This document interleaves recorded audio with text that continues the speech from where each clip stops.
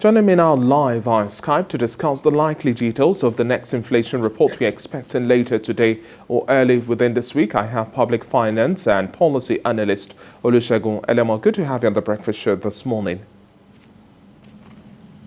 Thank you for having me. Now, inflation is a global phenomenon at this point in time. Take reports from Singapore, Thailand, look at China, also America as well. We've seen increases in terms of commodities and also energy prices. Nigeria is definitely facing an increased pressure as well. What do you think will play out with the next reports that we're expecting in a few hours' time from the National Bureau of Statistics? We're dealing with double digits, 18.17%. Do you think we're going to see a sharp increase or a mild increase in terms of the volume of spike we'll be recording next? Question. I think we're going to see some sort of mild increase in the inflation figures again.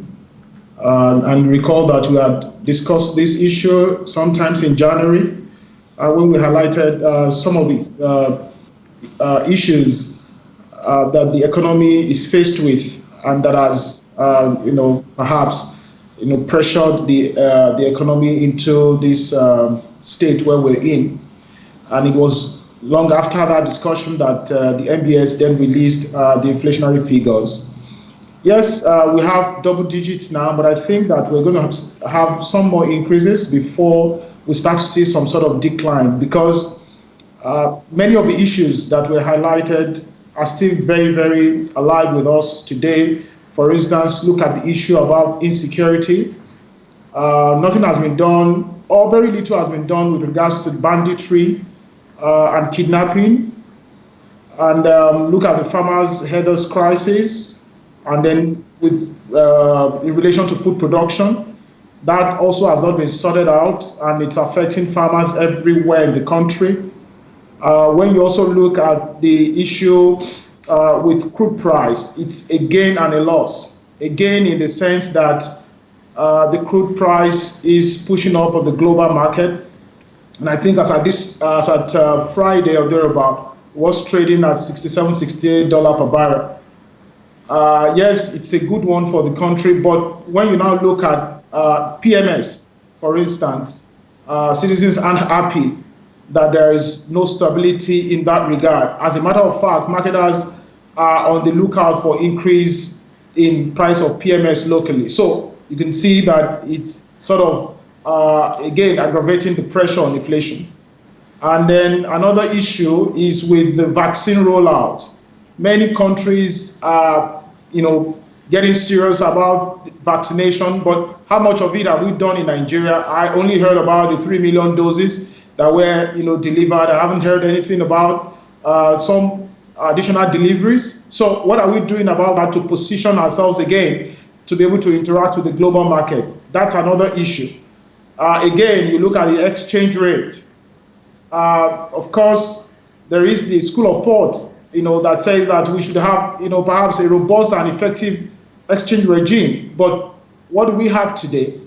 It was CBN first devalued the exchange rate in March 2020 from 307 to 360.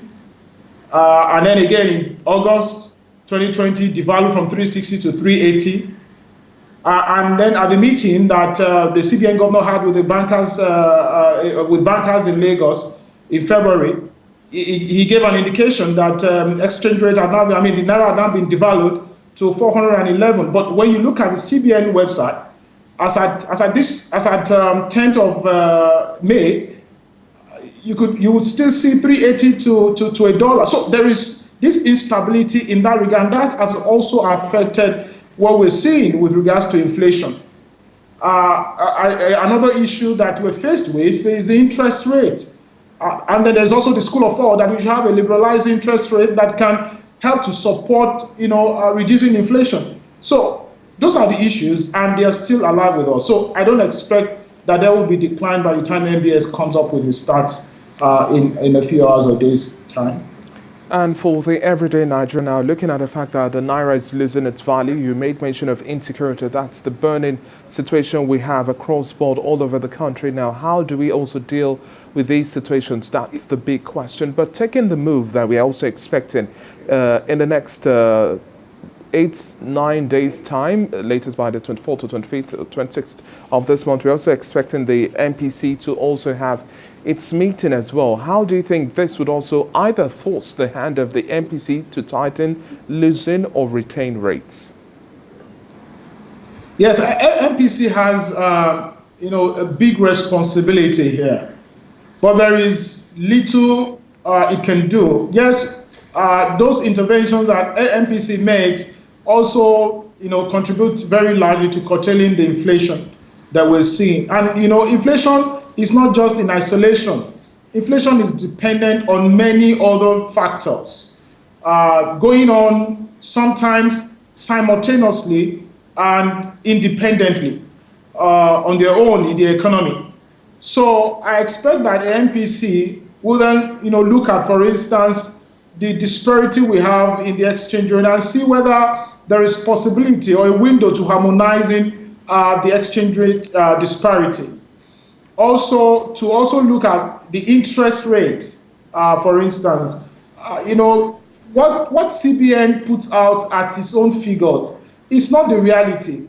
The reality out there is that interest rate is high, exchange rate is high, and then even if you issue policy directives to control some of these indices, what is the reality in the market? I think those are the things that we should begin to focus on, and I expect the MPC to then look at these realities, these market realities, and see how he can, position, itself to adjusting some of its own stats